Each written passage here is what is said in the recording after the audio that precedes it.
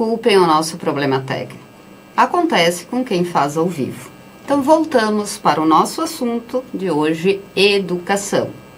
Apresentamos novamente os nossos convidados. O professor doutor em Filosofia na Educação, Clayton Schmidt. A professora Elaine Casanova, que já foi diretora do Colégio Tiradentes e secretária municipal de Educação de Nova Prata, e Eric Schiller, diretor do Instituto Federal de Veranópolis. Sejam todos muito bem-vindos. A nossa pauta é importantíssima, né? Nós vamos começar apresentando alguns números. Lembrando que vocês podem participar, o nosso programa é ao vivo. Segundo o PISA, Programa Internacional de Avaliação de Estudantes, o Brasil está com 56,6% dos alunos com deficiência em ciências, 50,99% em leitura e, pasmem, 70,25% com deficiência em matemática. A pesquisa do PISA é realizada a cada 3 anos e a avaliação inclui estudantes de 70 países com idade média de 15 anos. Dados do Tesouro Nacional divulgados em 2018 dão conta que o Brasil gasta em torno de 6% do Produto Interno Bruto em educação. Se nós formos comparar o que o Brasil investe em educação e os números das avaliações, percebemos claramente que algo está errado. E é sobre isso que os nossos convidados iniciam a sua explanação. Clayton. Boa noite, professor Érico. Boa noite, Elaine, professora Elaine, Sônia. É um prazer estar aqui debatendo sobre educação, a questão deveras importante. E olhando esses números, a gente vê quanto caótico está a nossa educação, né? Mas também nós não podemos esquecer que o brasileiro investe em educação. Há um investimento em educação. E por que é que não tem esse retorno? O retorno que se espera, nós estamos nos últimos lugares. Isso não é de hoje, é uma coisa que já vem há muito tempo.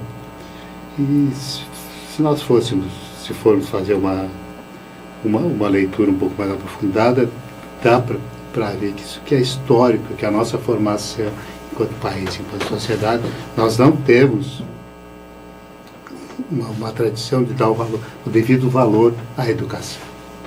Prova disso é que tem uma lei que obriga as pessoas para a escola. Quer dizer, não precisaria existir? Não, lei. Eu acho que quando tu é pai, tem uma criança com 6, 7 anos, onde é que essa criança tem que ir? Tem que ir para a escola. Então teria que partir daí que está no imaginário popular, deveria estar no imaginário popular, a necessidade da educação. Mas não é isso que a gente vê. Entendeu? Então... Quer dizer, a educação e a frequência escolar acabaram tornando-se praticamente uma obrigação imposta. Isso. Porque se nós pegarmos... Claro que a educação não vai melhorar uma sociedade, né? Mas ela vai dar condições desse país galgar postos. Elaine, tu passaste por 2 estágios, né, atuando na educação. Primeiro, claro, tu começaste como professora, tu ocupaste o cargo de diretora no colégio, na época colégio e não Instituto Tiradentes, né, e depois tu foste para a Secretaria Municipal de Educação. Quer dizer, tu tem a visão global da educação pública a nível município e a nível estado. Boa noite a todos, boa noite, colegas aqui. Eu percebo que na parte de educação, como o professor Clayton já falou, existe um bom investimento em educação. Falta a cultura do povo para a educação. Vejo também que o momento hoje, ele está regredindo do que ele era. Fui diretora do Colégio Tiradentes, fui professora do Instituto Estadual Tiradentes, e na época a procura era muito grande pelo ensino médio, pelo fundamental, Tanto que na época minha não existia evasão escolar de ensino fundamental. Ensino médio existia evasão, mas não era tanta. E mesmo assim a partir de uma certa idade, né, Elaine? Sim, mesmo assim a partir de uma certa idade. Mas a evasão até as séries iniciais e finais era 0%, mas quando eu chegava no ensino médio era uma evasão bastante grande. Tanto é que aqui em Nova Prata, 62% da população não tem ensino médio. E hoje, para trabalhar, precisa esse tipo de titulação, de formação, para conseguir trabalhar. Então, na verdade, não existe emprego também por falta de formação. E hoje está mais caótico essa situação. Tem escolas aí que começa com 4 primeiros anos de ensino médio e termina com 1. É uma evasão terrível hoje. Então, o que está faltando? Atrativo para o aluno permanecer na escola? A vontade do aluno de estudar? Não sei, é só um questionamento que a gente faz. A outra coisa que eu vejo em questão do Estado agora. O Estado está faltando o professor ter mais valorização, ter mais incentivo para que ele também consiga elaborar, fazer planejamento de aulas mais dinâmicas, mais atrativas para o aluno permanecer na escola também. Mas daqui a pouco para o aluno não interessa mais nem o conhecimento, porque tem outras formas deles buscarem bem superficial, nada profundo, nada em profundidade. E o sistema público estadual, eu vejo que está um pouco aquém das necessidades que a sociedade exige. Quanto ao município, eu vejo que o município ele está mais... Nós só temos séries iniciais... tem educação infantil de 4 meses, né? A 5 anos. Depois tem séries educação fundamental, né? Que é do 1º ao 9º ano, que o município ele tem essa obrigação. Vejo que o município está vendo com outros olhos também essa questão dos alunos, com o professor também. Ele também se preocupa na formação desses profissionais. Eles têm uma formação continuada, com workshop, com oficinas, com trabalho que o professor consiga entender o que está acontecendo na escola. Porque hoje o aluno nosso, cada 5 alunos, uma criança tem dificuldades em aprendizagem, por N situações. Ou é a família, ou é a própria criança, questões neurológicas. Mas o nosso município, ele oferece várias situações, aliás, várias oportunidades para que esse aluno consiga aprender. Tem laboratório de aprendizagem para aluno que não tem laudo de dificuldades de aprendizagem. Temos sala de recursos para o aluno que tem laudo, que ele tem uma doença neurológica. Quer dizer, o município, em tese, ele cuida melhor da educação. Sim, ele tem do que o Estado. Muito, né? Mais. Ele tem o assistente social, que faz todo o trabalho com a família, com a escola. Ele tem psicóloga, tem psicopedagoga, tem a pedagoga. Então, existe na escola a coordenação pedagógica. Então, existe um aparato para que esse aluno consiga aprender mais. Então, a estrutura do município está melhor do que o Estado. Inclusive, o próprio salário do professor municipal está muito melhor do que o Estado. Eric, a nível federal, como é que tu vês, além de ser o diretor, né, do Instituto Federal do Campus de Veranópolis, tu também és professor, né? Como é que tu vês a situação da educação brasileira, embora que depois nós vamos entrar nesse assunto dos cortes, né? Mas sem entrar nisso agora, como é que tu analisa essa situação de um percentual significativo do PIB investido sem um retorno que tu consiga visualizar e até mensurar? Bom, boa noite, muito obrigado pelo convite mais uma vez, boa noite aos colegas e aos telespectadores. Educação A gente poderia ficar aqui discutindo a noite inteira e não chegar num consenso, né? A coisa é longa. Eu concordo com a professora que o Estado, lamentavelmente, está numa situação precária. O município, na medida do possível, dá o seu auxílio. Nova Prata eu sei que é assim, Viranópolis, né? Os municípios em geral. Acho que a maioria dos municípios da região, né, tem essa... E no caso do federal, que aí engloba especificamente o ensino médio e o superior, vou falar do que me tange, né, que são os institutos federais. E aí foi bom o exemplo do PISA, porque a rede federal, na última avaliação do PISA, a rede federal como um todo, está entre os 3 melhores no mundo, com níveis comparáveis à Coreia do Sul, Japão. Então, há um investimento grande, há um PIB de 6%, queriam chegar a 10% na história do pré-sal e tudo mais, não avançou, infelizmente. Sim, há um bom investimento. O retorno tem acontecido não como gostaríamos. Claro, gostaríamos que entrassem 100 alunos e os 100, ou pelo menos 95, saíssem com uma boa formação. Mas não está acontecendo, lamentavelmente não.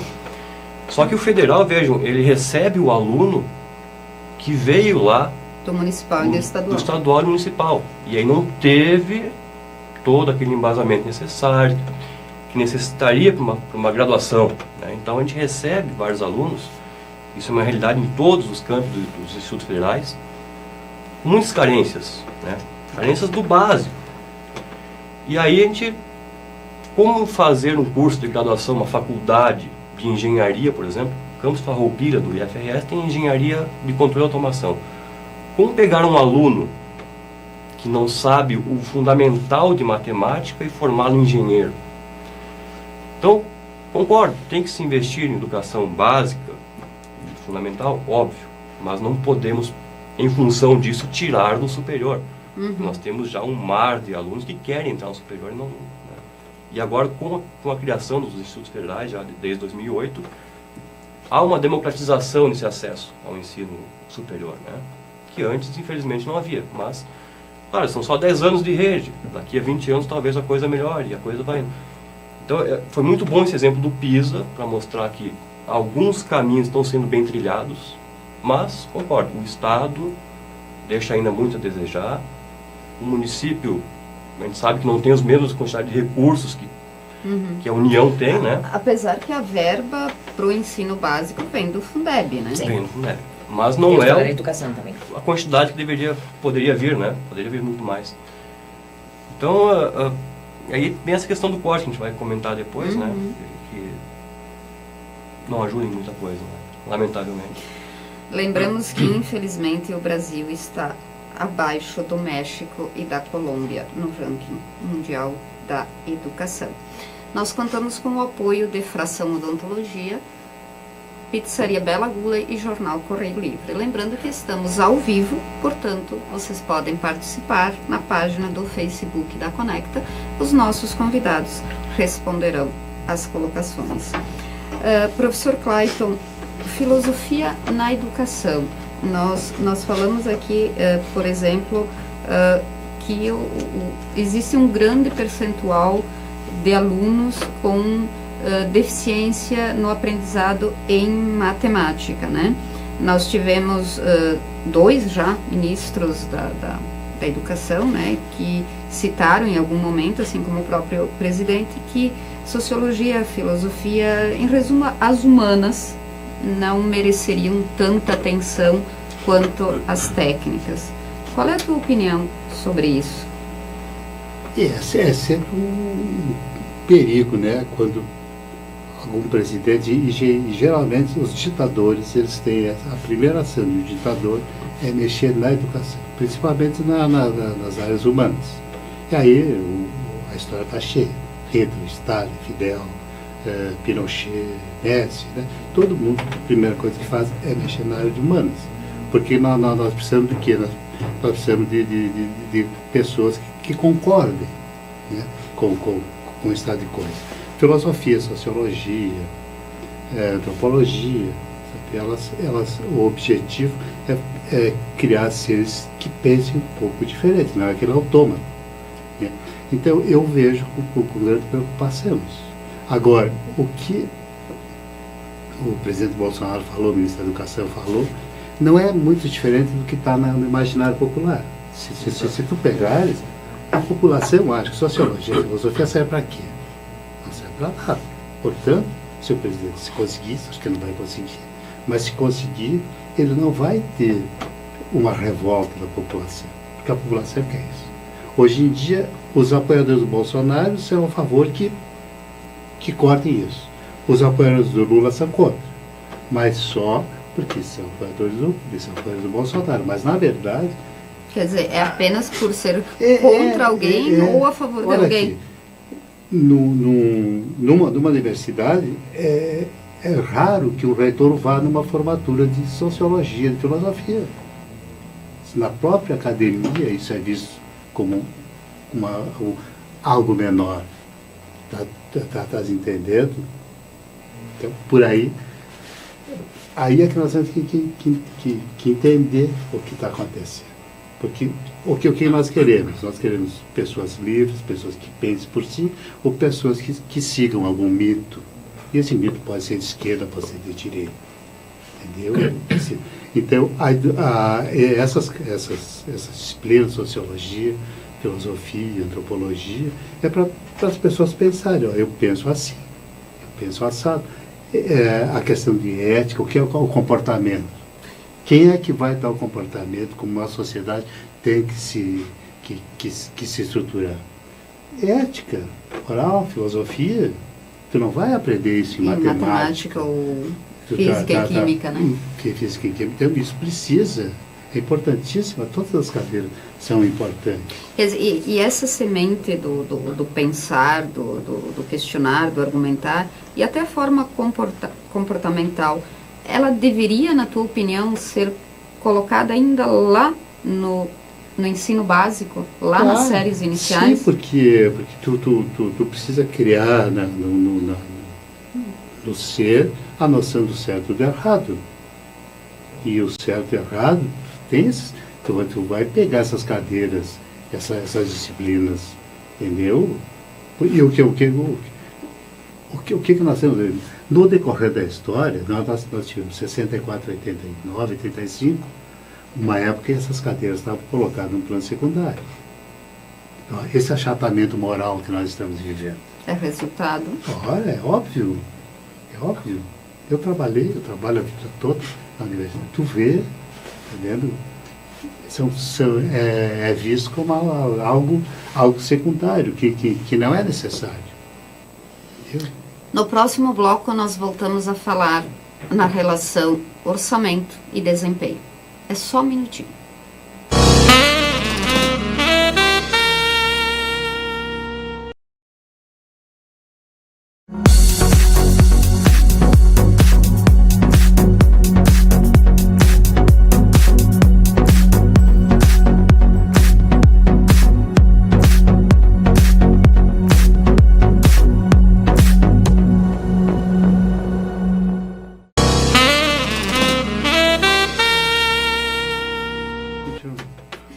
Lembrando que vocês podem participar.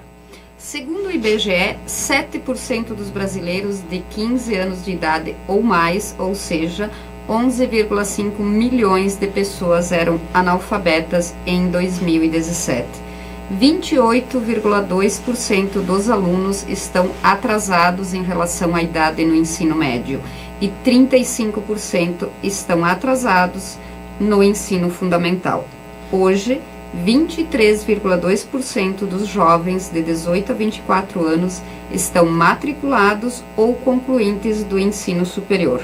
A meta para 2024 é de 33%. Elaine, no andor no qual nós estamos, será que essa meta vai ser atingida? Lembrando que no início dessa administração federal, o então ministro, né, comentou que iria investir também para erradicar o analfabetismo, né? E se nós formos ver, são 11,5 milhões de pessoas analfabetas em 2017, que foi o último levantamento do IBGE. Bom, o que tu falas aí, Sônia, Existe hoje analfabeto funcional. Aquele aluno que vai para a escola até o 5º ano, 6º e não sabe ler, escrever. Então, não sei se esse percentual está no analfabeto funcional aí, porque a criança tem que ir para a escola. O Clayton primeiro reportou na lei. É obrigatório o aluno, a partir dos 4 anos hoje. 4 anos ele tem que ir para a escola. Faz educação infantil pré-A e pré-B com 4 e 5 e depois entra no 1º ano. Eles vão para a escola. O problema é que eles não aprendem, eles não se alfabetizam. É a realidade que eu consigo ver na nossa região aqui. Mas a que tu atribui isso, Elaine? Eu atribuo essas dificuldades em aprendizagem.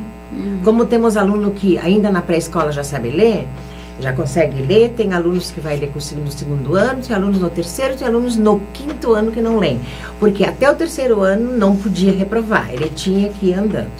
Depois do 3º ano ele podia reprovar, porque não sabia ler. Esse aluno que não aprende em 2 anos, ele tem alguma dificuldade. É essa estrutura que eu falei que o município está colocando para fazer com que esse aluno leia. Então, o que está acontecendo com esse analfabetismo funcional é que o aluno não consegue aprender a ler. Então, ele é um analfabeto, sabe? Não é que ele não vá para a escola, ele vai para a escola porque a lei está aí. E se o aluno não for, a justiça chama, porque tem um conselho tutelar que busca, aqui em Nova Prata se trabalha com a saúde, com o conselho tutelar, com assistência social e com educação, porque o aluno nenhum pode ficar fora da escola. É denunciado o aluno que está fora da escola. Mas então, a educação no Brasil é um caso de polícia. Mais ou menos. Às Tem vezes gente, né? tem situação que é caso de polícia, porque não adianta nem ler. Tá? Caso de polícia, assim, a obrigação, se tu não fores, a polícia vai na tua casa, porque o juiz manda que vai. Sim, tem É um situações exemplo assim. da lei do cinto de segurança. É óbvio usar o cinto de segurança quando vai dirigir, mas tiver que impor uma lei, que se tu não usar, tu é multado. Que cabimento uma coisa É que eu vejo a nossa realidade um pouquinho mais consciente, a cultura nossa do aluno ir para a escola. Mas esse analfabetismo é o analfabeto funcional. E quanto a meta do ensino superior, claro, isso esclarecendo jovens de 18 a 24 anos, teoricamente não, com certeza na primeira graduação, né, Eric, só considerando esses jovens. Será que nós vamos chegar a isso? Eu acho que existe a democratização da educação em todos os níveis. E hoje mais no nível superior. O que me preocupa, que não chega, é que o jovem não termina o ensino médio. Sem ensino médio, ele não vai para o curso superior. Então, a preocupação grande que eu tenho, enquanto educadora, é os alunos terminarem o ensino médio, para depois chegar no superior. Então, aqui está. E esquecendo também a qualidade do ensino médio. Tem que ter mais qualidade esse ensino médio para chegar no ensino superior, para superar facilmente as dificuldades que terão lá. E eu não acredito muito se lá no ensino médio não existir, não sei se não vai ser caso de polícia, que o Clayton falou, porque de polícia. Sim, porque tem gente que vai para aula, se inscreve, faz matrícula e não aparece mais. Por que outro dia deu aquele nível grande de reprovação no ensino médio aí no Rio Grande do Sul? É o país que mais, o estado que mais reprova aluno no ensino médio, mas ele não é que ele reprova, eles não vão para a escola, eles não têm frequência suficiente, eles não têm aprendizagem, então eles reprovam, mas porque eles não vão para a escola. Então a minha preocupação maior está lá no ensino médio para chegar no superior. Fazer uma colocação? Dá para fazer a colocação? Por favor. Eu vejo também, professora Elaine, que colocaram na cabeça da população que tem que fazer universidade, que tem que fazer o curso universitário. Olha, tem pessoas que não estão talhadas para isso, não querem fazer curso universitário. Então teria que... A sociedade cobra isso, na tua opinião? Mas a sociedade é uma sociedade que tu tem que ser doutor. Né? Então, tu tem um título, tem um engenheiro. O que precisa ter, essas pessoas não querem, então elas deveriam fazer curso técnico. Sim. Curso técnico, sei lá, é tão fantástico como qualquer coisa. Não necessariamente fazer um curso. É, A porque- pessoa tem o espírito de empreendedor. Vai uma empreender. empresa. Nós precisamos botar na nossa cabeça que um cara que faz um muro, ele é tão importante para uma sociedade como um cara que faz cirurgia. Sim. Entendeu? Então, Cada um no eu não seu preciso setor, fazer um sendo curso vital. universitário para ajudar na sociedade. Me permita, no plano federal de educação, que em 2024 ele acaba, né? É. Existe uma meta. Por isso que essa meta Mas essa existe- meta é do plano. É do plano. Existe uma meta que exista um percentual X de alunos cursando ensino técnico. Só que o que oferece de ensino técnico na realidade? Como o ensino técnico te prepara pro mercado? Mas não oferece muito ensino técnico, se tu vai ver. Mas aí há duas situações, né? Oi. Primeiro, eu tenho muito medo de metas. Porque meta acaba virando números e preencher número é muito fácil. Põe na planilha e está resolvido. Qualidade. Segundo essa meta do MEC, né, chegar daqui a 5 anos, né, 4 anos e meio, formos analisar, aumentando 10% do número de jovens no ensino superior. Assim, botar jovens para dentro do ensino superior é fácil. O problema é tirá-los de 600, lá só de os uma institutos federais forma... são 600 unidades no Brasil inteiro. Então hoje o aluno não precisa mais ir a Porto Alegre, Caxias do Sul, Passo Fundo para fazer a faculdade. Faz aqui em Veranópolis. Vejam vocês. Então colocar o aluno Isso para nós dentro... estamos falando só em Sim, federal, né? federal. Fora, né, as particulares, particulares. as EADs, que são dezenas, né, centenas. A questão é o que vai sair daí. Né?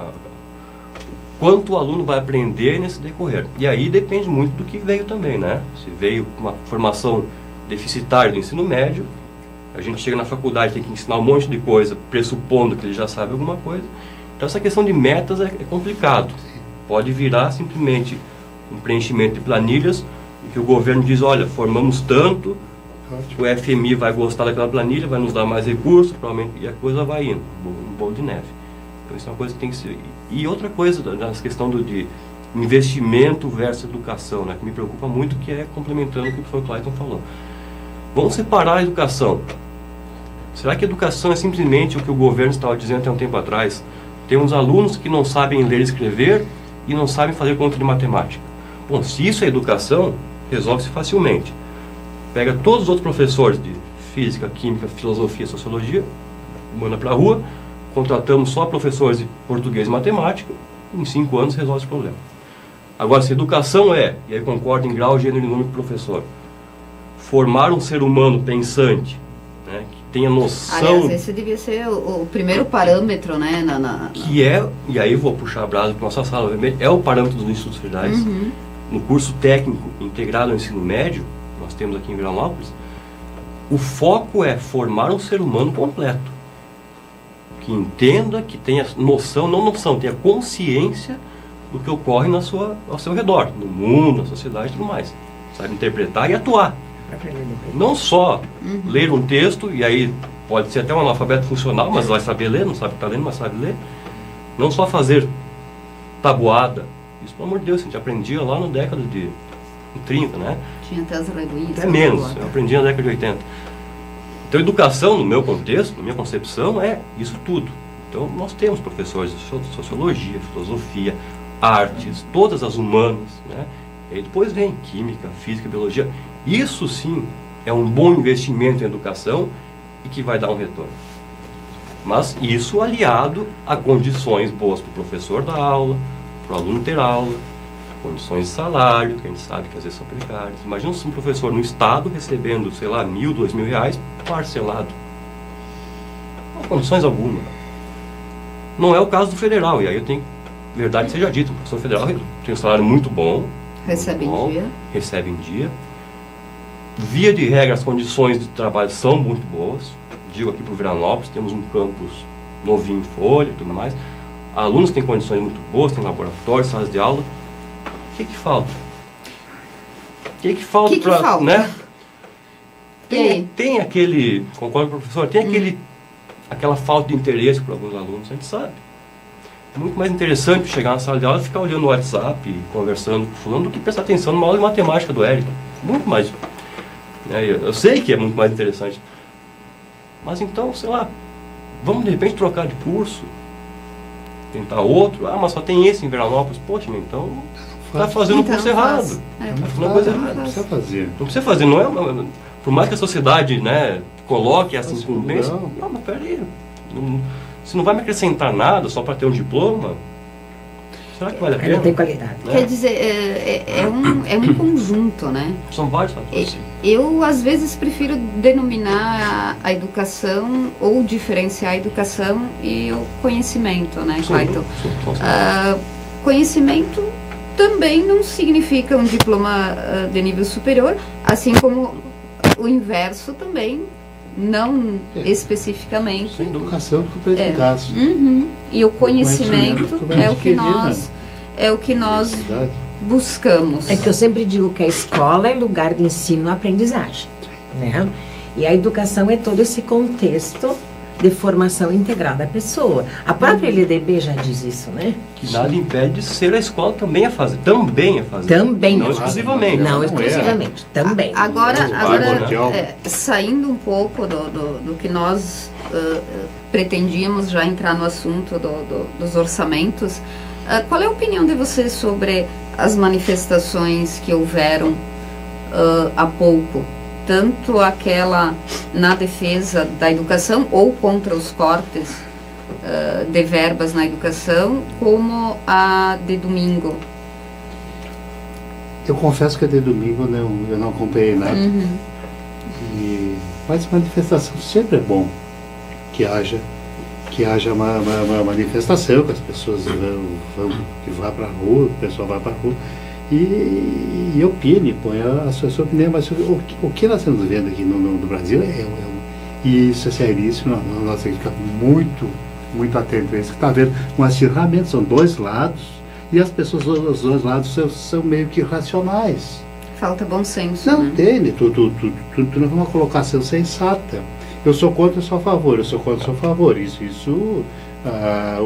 O mundo está cheio de exemplos que acabou em guerra civil, em guerras mundiais mesmo, sabe? Não tem, porque... E aí é que precisa essas áreas urbanas para as pessoas dizerem, não, é o seguinte, eu discordo de ti, eu discordo, mas não quer dizer que tu seja meu inimigo. Sim. Eu apenas discordo, eu não concordo com uma palavra que tu dizes, eu estou plagiando um filósofo, como tu dizes, mas tu vai ter todo o direito de dizê-las. Tu está entendendo? E o que tu tem visto aí nas redes sociais, eu não tenho nada disso, mas é destilando veneno o tempo todo. É muito radicalizado. Então, assim, para que serve a educação humana, vamos colocar assim, para quê?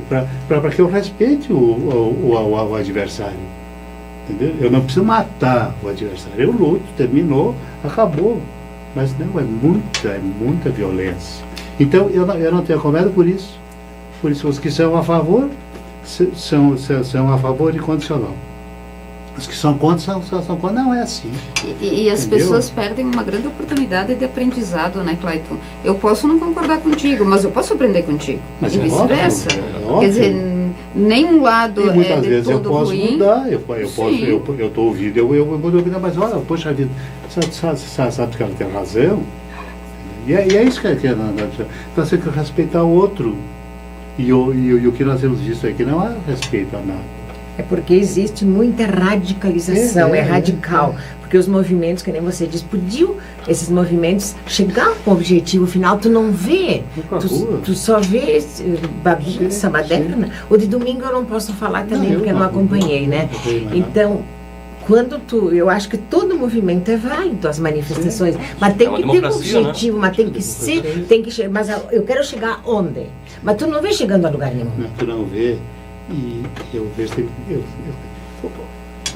o diferente é que forma, né? Tu pega a música, né? As notas musicais. Olha, uma diferente da outra, certo. Mas a junção são elas que torna a coisa que torna a harmonia, né? sinfônica, assim.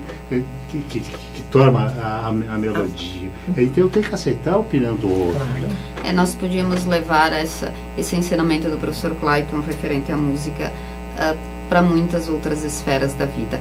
30 segundos e nós voltamos.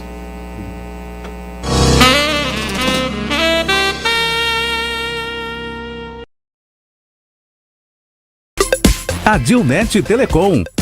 Soluções em internet, telefone fixo e data center. Contrate já pelo 10355. Adilnet.com.br.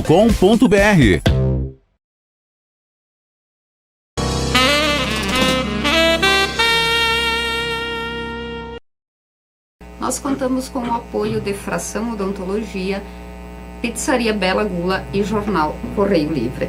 Nós estamos indo para o nosso último bloco e agora sim, nós vamos entrar na questão do orçamento do Ministério da Educação e Cultura. Nós sabemos, né, Eric, e isso do teu conhecimento maior ainda, que o MEC tem perdas reais desde 2015. A verba da pasta da educação cresceu 10% durante os governos Lula e Dilma, mas retraiu 6% nos últimos 4 anos, segundo o jornal A Folha. Nos primeiros 5 meses de 2019, houve a redução de 30% das verbas destinadas às despesas não obrigatórias, excluindo aqui salários e aposentadorias dos servidores da educação federal. Essa redução de 30% chega a 7,4 bilhões de reais. Eric, isso vai afetar diretamente os institutos e as universidades federais? É importante que se diga, né?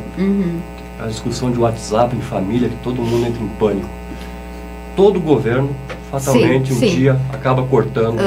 Lamentavelmente, né? Sim. E aí, bom deixar claro... Nós colocamos aqui que nos últimos 4 anos, sempre, as verbas... Seremos foram... sempre contra cortes em educação, seja da esquerda, da direita, de cima de baixo. Em qualquer governo. Houve, em 2004 em diante, um investimento muito grande, foi quando se criou a rede federal e tudo mais. Bom, corte agora de 30%, né? Ficou aquela discussão, afinal, é 30 ou é 3,5%? Depende de como você olha, a matemática é legal por causa disso. O governo quer mostrar que é 3,5%, então fizeram um cálculo, né? Aí fizeram um cálculo em cima de todo o orçamento, incluindo folha de pagamento. Só que folha de pagamento é receita obrigatória, não podem mexer ali, né? Então vamos tirar ela da onde? Das receitas que a gente pode, das discricionárias que a gente chama, né? Então isso virou 30%. 30% para algumas unidades, para algumas chega a 40%. Isso vira 40%. Então assim, falando especificamente de Veranópolis, nós conseguiremos terminar o ano com os nossos compromissos cumpridos integralmente. Não vamos fazer algumas reformas previstas em função desse corte. Porque a gente fez o tema de casa, a gente conseguiu reduzir alguns projetos, alguns contratos e tudo mais. Porém, há outras unidades do IFRS, do qual o Veranópolis faz parte, que sim, em setembro, outubro, correm o risco de fechar as portas, em função desse corte de 30%. Sim, porque aí atinge coisas básicas. E aí, veja só, imagina um campus, né, que não possa pagar energia elétrica, água, vigilância, limpeza. E aí veio o nosso ministro e diz, não, vamos colocar os alunos para limpar. Olha, no Japão a gente recebeu, anos atrás, um videozinho dos alunos limpando o banheiro. Mas tudo bem, estamos no Japão. Talvez um dia o Brasil chegue a ser o Japão, a gente possa colocar os alunos para aprender que a limpeza é importante, mas nós estamos ainda no básico, temos que alfabetizar o pessoal, né? Cortar 30% num momento como esse, e aí o que mais nos deixa constrangidos, para não dizer outra coisa, é vincular um corte desse tipo com reforma da Previdência. Mas escuta, Não, que uma coisa assim. A reforma da Previdência vai dar retorno para o Brasil daqui a 15, 20 anos. Não vai ser no dia seguinte da aprovação da reforma que vai voltar os 30%. Então, por isso é importante, tão importante, as humanas, para que a pessoa consiga ter consciência e pensar sobre o assunto, não apenas se limitar ao que chega no WhatsApp e Facebook. Isso só causa briga entre colegas, entre amigos. parar e ler uma fonte confiável de notícia, ler uma revista, Nós batemos entender, muito sobre isso aqui no programa. Entender o a porquê credibilidade disso. das fontes. Exatamente. Eric. Então, é muito simples. E aí, essas manifestações que a gente viu, tanto de um lado quanto do outro, se a gente pegar aí 70% desse pessoal que está lá manifestando, tanto de um lado quanto do outro, foi porque recebeu um convite, uma informação do WhatsApp, mas não tem a mínima ideia se de fato é verídico aquilo ali, entende? Na minha opinião, os dois lados, eles carecem da noção de democracia. Sim. Sem perigo. Nenhum tem uma noção bem clara do que é uma democracia. As pessoas não querem democracia. Democracia é o que eu acho que é bom, né? Para cada um deles. E nem conhecimento. Isso É porque eu acho que preocupante. se tu realmente tem conhecimento, Tu tem discernimento. mas também. aí vamos para o conhecimento Das fontes do que confiáveis. o professor Clayton comentava e até do conhecimento técnico que o Eric representa. Precisa ler, tem livro. Orlando Luiz Busato escreveu: parabéns pelo debate de alto nível. Quanto aos últimos movimentos, acredito ser um problema que possui raízes profundas. A nossa elite tem origem na exploração e na escravidão. Isso todas as elites. Sem exceções. Sem exceções. Vamos. Obrigado pela participação. Vocês também podem enviar o vosso comentário. Complementando a informação sobre o orçamento, Eric, nesse corte, 800 milhões foram cortados na coordenação de aperfeiçoamento de pessoa de nível superior, a nossa muito citada CAPES no Brasil. Quer dizer, isso vai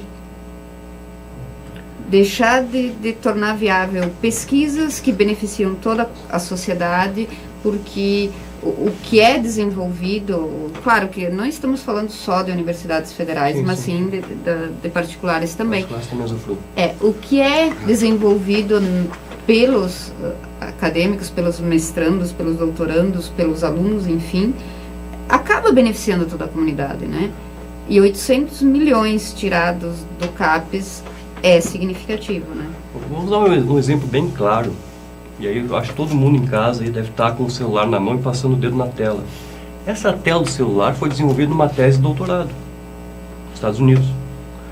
Podia ter sido no Brasil, por que não? Sim.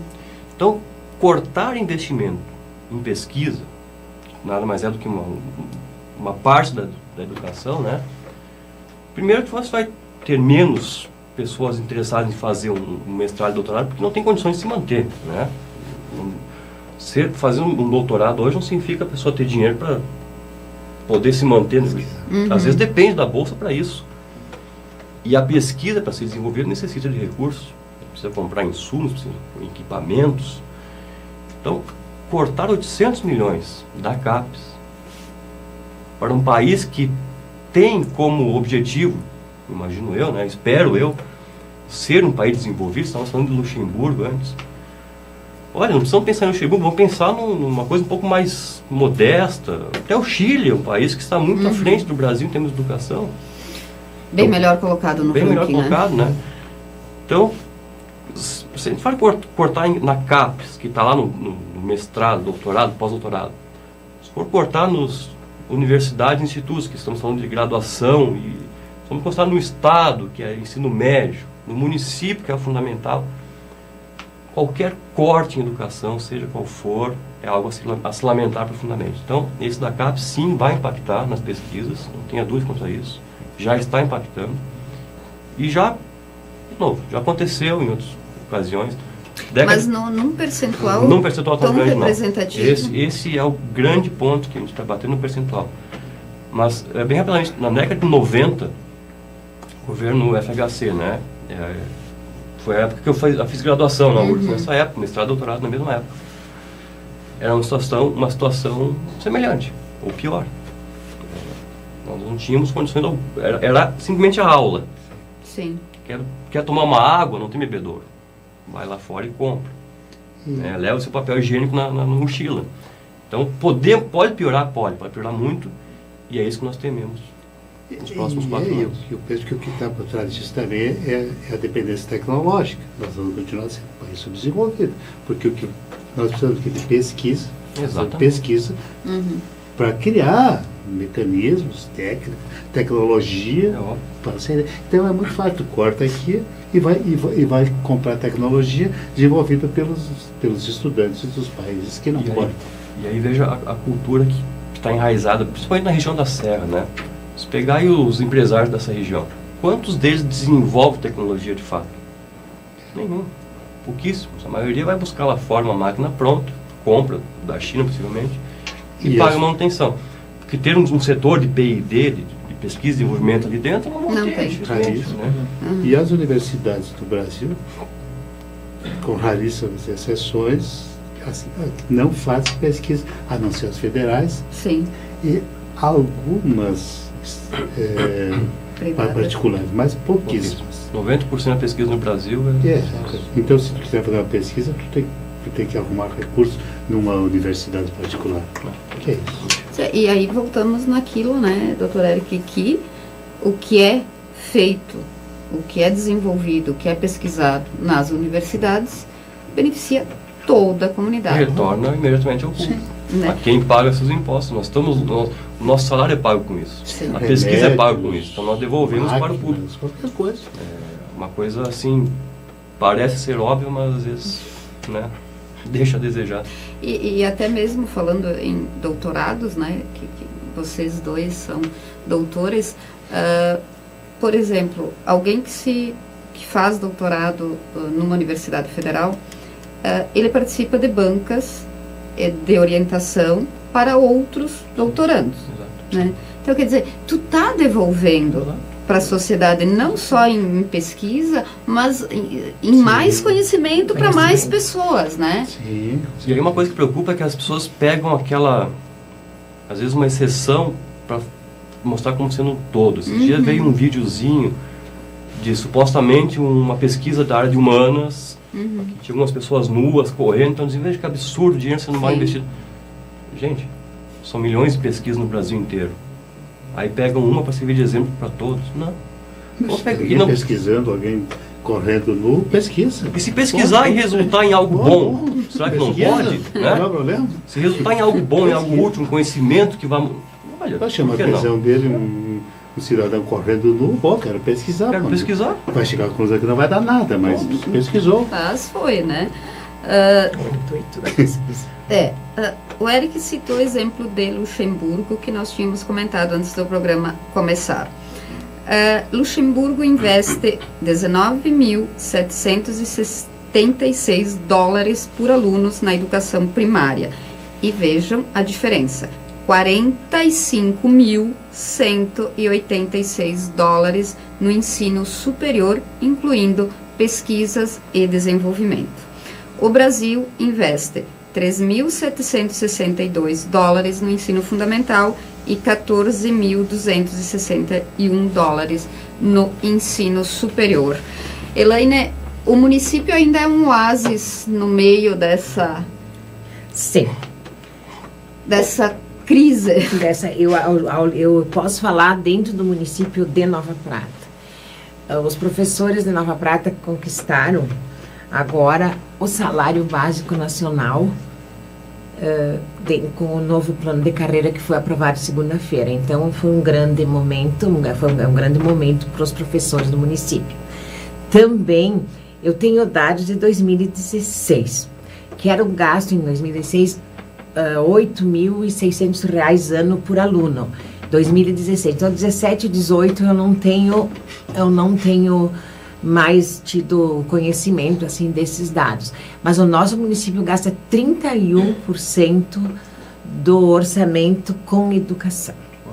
Então, assim, que nem diz o prefeito, nós gastamos, mas nós queremos retorno.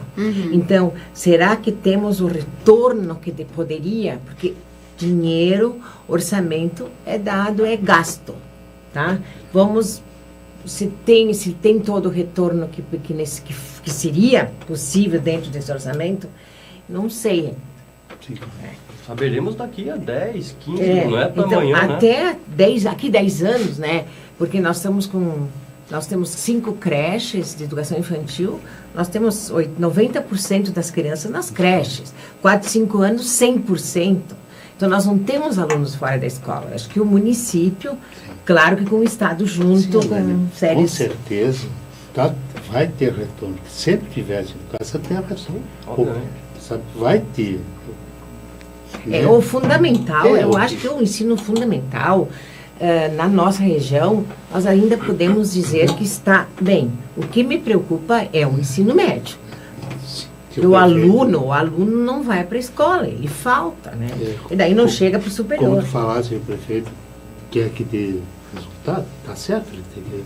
Mas com certeza, se está investido, vai ter resultado um dia. Sim. Agora, se não investir, não vai ter resultado. Não, vai ter um resultado negativo. Sim, é isso que eu ia te dizer. O resultado não vai ser Um extremamente... exemplo clássico dessa questão de investimento a longo prazo é Coreia do Sul e Brasil, na década de 80. Estavam par e passo um do lado do outro. Coreia do Sul definiu, olha, nós vamos investir brutalmente em educação. Hoje, se você olhar os gráficos de um e de outro, a Coreia do Sul está lá no 3º, 4º andar. O Brasil está aqui, corta um pedacinho, vai, não vai. Então, é a longo prazo, mas tem que investir. Orlando Luiz Busato voltou a participar e perguntou: o prefeito não precisaria fazer esta pergunta? Eu acho que ele está se referindo ao retorno no investimento, Orlando. Não, mas a preocupação dele é o retorno. Não é que ele não precisava fazer essa pergunta. Ele está preocupado que ele quer o retorno. Tanto é que ele dá muito apoio à educação, para que tenha esse retorno. Então, a preocupação dele é o retorno, não é a pergunta. Aliás, eu acho que é o único investimento que realmente sabe-se que o retorno é garantido é o investimento na educação. Então, né? A preocupação dele também, quando se fazia a formação de professores, parece, mas ele era bem preocupado. O que leva isso para o professor? Como é que é, sabe? Então, ele tinha preocupações, quando fui secretário, ele tinha preocupações desta formação para que reverta para o aluno, né? Agradecendo a fração do Odontologia, Pizzaria Bela Gula e Jornal Correio Livre, eu vou pedir aos nossos convidados que definam educação e conhecimento em uma palavra. Professor Clayton? Educação é o que nós todos devemos ter. E conhecimento é tudo que nós deveríamos buscar. Bueno. Educação, formação integral do indivíduo. Conhecimento é o que nós vamos buscar, aprender e pesquisar. E virar aprendizagem. Eric? Em uma palavra, indissociabilidade. Educação e conhecimento. Uma coisa é indissociável da outra. Obrigada. Até a próxima. Gostei.